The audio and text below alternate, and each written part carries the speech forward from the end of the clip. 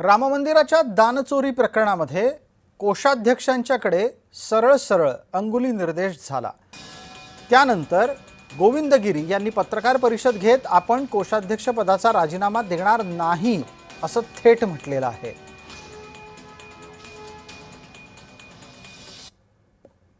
कोषाध्यक्ष पदाचा राजीनामा मी द्यावा अशा प्रकारचं मी कधी ध्वनीतही केलं नाही।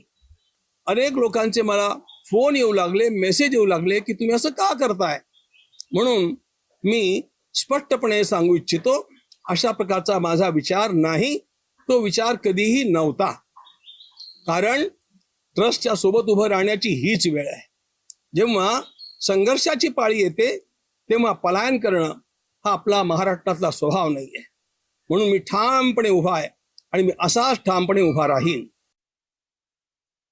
खापर त्यांच्यावरती फोडलं गेलं असं पण नाही म्हणता येणार, कारण त्यांचा हलगर्जीपणा या सगळ्या गोष्टीला पुष्कळसा कारणीभूत आहे आणि हे त्यांच्या पण लक्षात आलं आणि म्हणून त्यांनी स्वेच्छेनं दिलेला आहे, तो कुठल्याही दडपणाखाली दिलेला नाही।